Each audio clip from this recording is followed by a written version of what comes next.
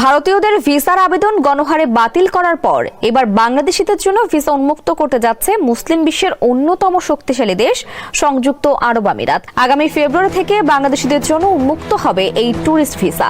ঢাকায় নিযুক্ত আমিরাতের রাষ্ট্রদূত আব্দুল্লাহ হামুদি এই তথ্য জানিয়েছেন। সোমবার রাতে দুবাইয়ে বাংলাদেশ কমিউনিটির পক্ষ থেকে সিনিয়র সচিব পদমর্যাদায় নবনিযুক্ত রাষ্ট্রদূত মুশফিকুল ফজল আনসারীকে সংবর্ধনা দেওয়া হয়। সেখানে উপস্থিত হয়ে আব্দুল্লাহ হামুদি এ তথ্য জানান। সংবর্ধনা অনুষ্ঠানে প্রধান অতিথি হিসেবে রাষ্ট্রদূত মুশফিকুল ফজল আনসারী বলেন, সংযুক্ত আরব আমিরাতের সব উন্নয়নে বাংলাদেশিদের অবদান অনস্বীকার্য। এদেশের রাস্তাঘাট থেকে শুরু করে গুরুত্বপূর্ণ স্থাপনা সবকিছুতেই বাংলাদেশি শ্রমিকদের ঘাম লেগে আছে। আশা করি আমিরাত সরকার বিভিন্ন পেশায় দক্ষ জনবল নিয়োগে বাংলাদেশের প্রতি আরো বেশি আন্তরিক হবেন। ইডেন বে কক্সবাজার সমুদ্র সৈকতের উপর নিজেদের একটি ঠিকানা। মাত্র 5 লাখ টাকায় আপনিও হয়ে যেতে পারেন এই হোটেলের মালিক।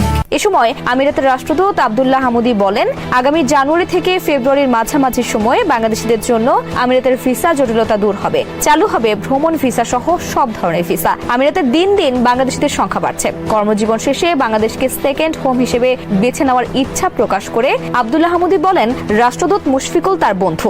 বাংলাদেশের মানুষের জন্য মুশফিকুলের সংগ্রাম তাকে উৎসাহিত করে। এদিকে দুবাই ভ্রমণের পরিকল্পনাকারী ভারতীয় পর্যটকদের জন্য সংযুক্ত আরব আমিরাতের ভিসা পাওয়া কঠিন হয়ে উঠেছে। মধ্যপ্রাচ্যের এই দেশটি ট্যুরিস্ট ভিসার নতুন নিয়ম চালু করায় ভারতীয়দের ভিসার আবেদন গণহারে বাতিল হচ্ছে। অতীতে আমিরাতের ভিসার জন্য ভারত থেকে আবেদন করা হলে প্রায় 99% মানুষই ভিসা পেতেন। তবে বর্তমানে নতুন নীতি কার্যকর হওয়ায় ভিসার আবেদন বাতিলের হার রেকর্ড সংখ্যায় বৃদ্ধি পেয়েছে। ফলে হতাশার পাশাপাশি আর্থিকভাবেও ক্ষতির সম্মুখীন হচ্ছেন ভারতীয় পর্যটকরা।